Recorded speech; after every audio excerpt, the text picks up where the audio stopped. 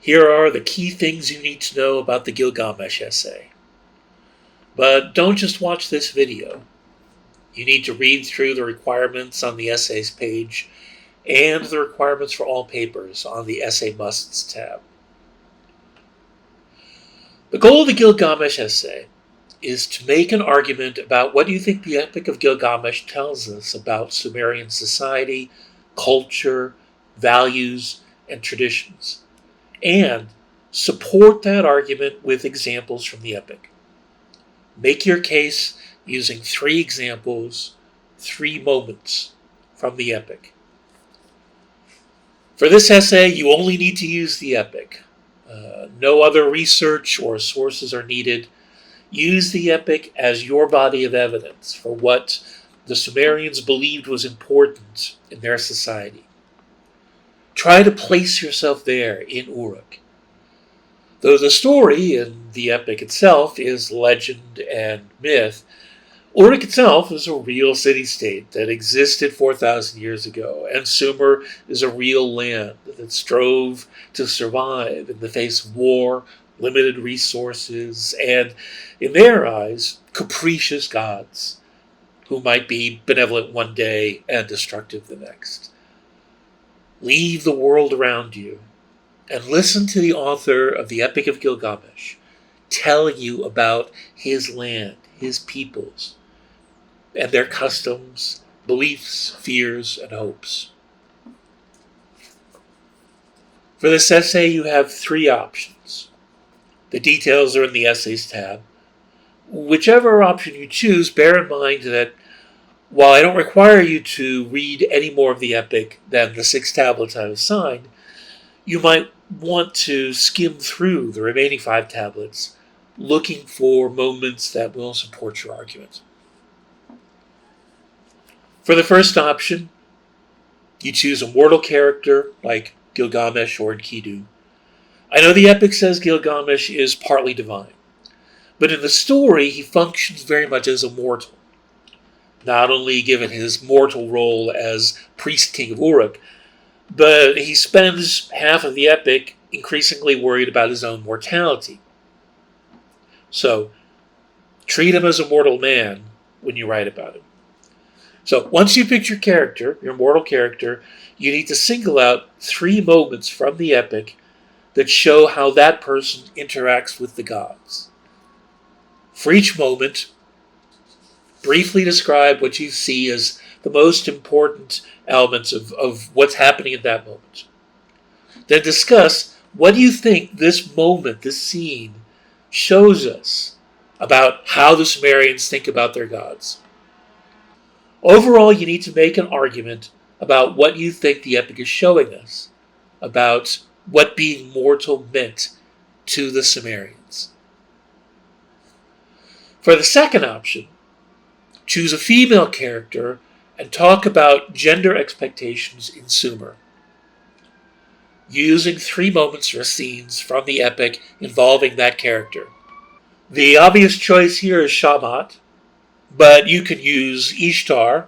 If you do, you need to treat Ishtar as a goddess and talk about her behavior in terms of how the gods are depicted in the Epic. How gods behave is never the same as how humans are expected to behave. How female goddesses, behave is never the same as how women are expected to behave. Usually gods are a counterexample to the expectations of mortals. The reason for this being that gods are not bound by human morality. And so usually stories about the gods are counterexamples from how mortals are expected to live their lives. But in any event, if you talk about Ishtar, talk about her as a goddess. You can also choose 3 female minor characters like Ninsun, Udanapishtim's wife. Overall, you need to make an argument about what you think the Epic is showing us about how Sumerians thought about gender in their society. Be careful not to make assumptions. A lot of people come to ancient history thinking that women in ancient societies were always treated badly and skew their writings accordingly. Leave your preconceptions behind when you write about history. Write what the evidence shows you, always. Death is a key theme in the epic, and that's the subject of the third option. Choose 3 moments from the story that involve death or mortality. It doesn't matter which character, but, spoiler alert, one of the main characters does die, and that's one of the things to consider looking at. And Kidu's reactions to his impending death, his dreams of the underworld, of the world of the dead, and what that's like, and Gilgamesh's anguish and subsequent quest to, in relation to his own mortality. For this, you might want to look at the unassigned tablets after Tablet 7 to see if they help you. Overall, you're looking to make an argument about how the Sumerians thought about death and how that affected how they lived. How their conception of their mortality shaped the way that they lived their lives. This is a paper in which you're making an argument, in this case about the culture and beliefs of Sumer, and supporting that argument with evidence. In this case, evidence from the Epic of Gilgamesh. For each option, your approach should be the same. Your introduction should state a question or a problem, like what the Sumerians thought about the gods, give some possible answers, some say, others say, show that there are different sides of the question that you're posing, and then give a thesis statement, something that you could begin with, I believe. A thesis statement is a statement of opinion that someone could disagree with. And it's vitally important because the thesis, and the thesis alone, is what you have to use your evidence to prove in the body of your paper. Your thesis needs to be specific, and it needs to be an opinion that someone could take an opposing side to. If you frame it as, I believe such and so because X, Y, and Z, that's even stronger. And it gives you a blueprint for the rest of your paper. After your introduction, devote a section to each moment or character that you're talking about.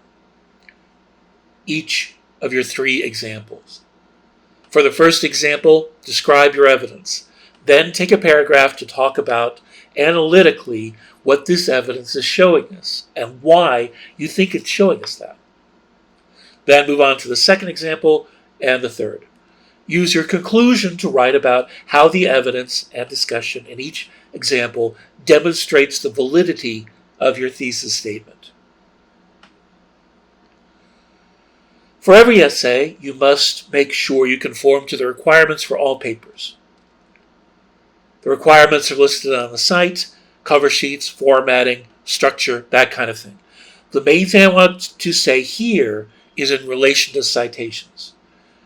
Since you're only using one source, your bibliography needs to have only one entry, whichever version of the Epic of Gilgamesh you are using. Make sure to set up your entry in the bibliography in the correct format and with the necessary information: author name, title of work, publisher, and year. Even if you're using an online transcription rather than a book or an ebook,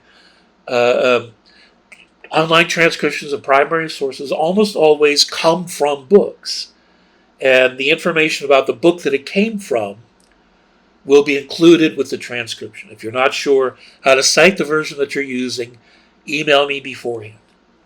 Within the paper itself, every reference to your evidence must have a footnote or a parenthetical citation.